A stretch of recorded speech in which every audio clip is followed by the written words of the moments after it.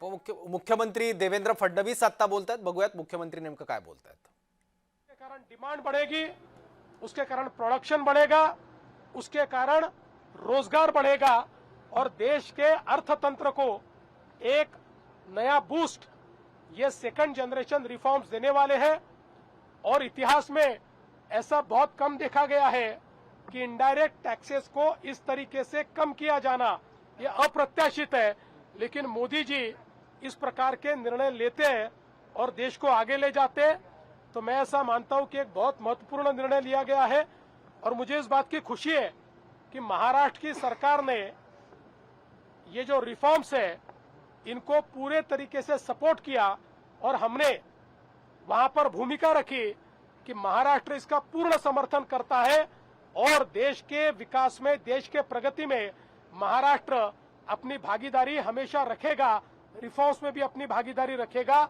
और मैं मानता हूं आने वाले दिनों में हम लोग इन रिफॉर्म्स के माध्यम से जो परिवर्तन होगा उस परिवर्तन की भी भागीदारी करेंगे। ओबीसी जे नेते आहेत ते या सगळ्या जीआरच्या संदर्भात जो सरकारने काढला त्यावरून आता कोर्टात सोमवारी जाणार आहेत। छगन भुजबळ सुद्धा नाराज आहेत, त्यांनी काल कॅबिनेटमधून सुद्धा ते निघून गेल्याचं पाहायला मिळालं। काय नेमकं चाललंय? छगन भुजबळ साहेब कॅबिनेटमधनं कुठेही निघून गेले नाहीत। छगन भुजबळ साहेबांची माझी चर्चा झालेली आहे। मी त्यांना आश्वस्त केलेलं आहे हा जो काही जीआर आपण काढलेला आहे त्याच्याने ओबीसी समाजावर कुठलाही परिणाम नाही, हा सरसकट जीआर नाही, हा पुराव्याचाच जीआर आहे। फक्त मराठवाड्यामध्ये इंग्रजांचं राज्य नव्हतं, मराठवाड्यामध्ये निजामाचं राज्य होतं, त्यामुळे इंग्रजांच्या राज्यातले पुरावे हे इतर ठिकाणी मिळतात, मराठवाड्यात मिळत नाहीत। मराठवाड्यातले पुरावे हे निजामाकडे म्हणजे हैदराबाद गॅझेटमध्ये मिळतात, त्यामुळे तिथले पुरावे जे आहेत ते आपण ग्राह्य धरलेले आहेत। त्यामुळे जे खरे कुणबी आहेत त्या पुराव्यांमध्ये त्यांनाच हे मिळणार आहे। आणि मला असं वाटतं की यातनं एक प्रकारे जे काही खरे हक्कदार आहेत त्यांना मिळणार आहे, पण कोणालाही खोटेपणा करता येणार नाही अशा प्रकारचा हा जीआर असल्यामुळे अनेक ओबीसी संघटनांनी याचं स्वागत केलेलं आहे। अनेकांनी त्यातलं आता आमच्या मनामध्ये शंकाने असंही सांगितलंय।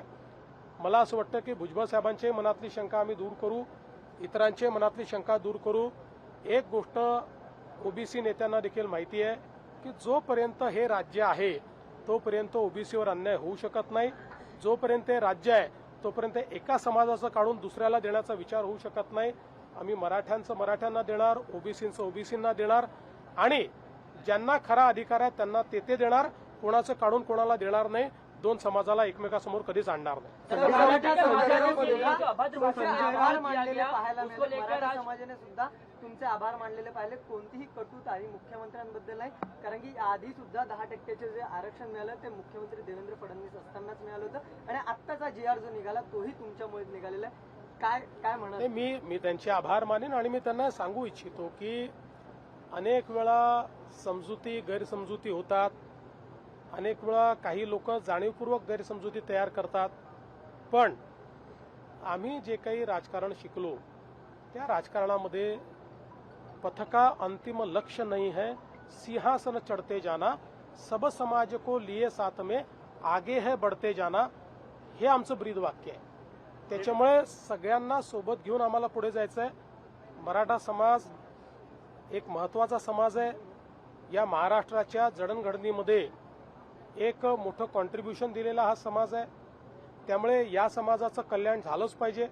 पण त्यासोबत आपल्या ज्या 18 पगड जाती आहेत ज्यांनी स्वराज्यामध्ये छत्रपती शिवाजी महाराजांचे मावळे म्हणून त्या ठिकाणी काम केलेलं आहे, त्यांनीही बलिदान दिलेलं आहे, कोणावरच अन्याय होऊ नये ही आमची भावना आहे आणि तीच पुढे राहील। आता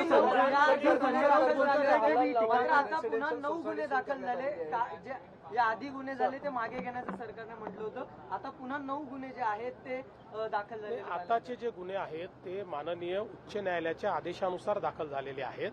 त्यामुळे त्याच्यावर जो काही निर्णय आहे तो उच्च न्यायालयाच्या निदर्शनास आणूनच आम्हाला घ्यावा लागेल.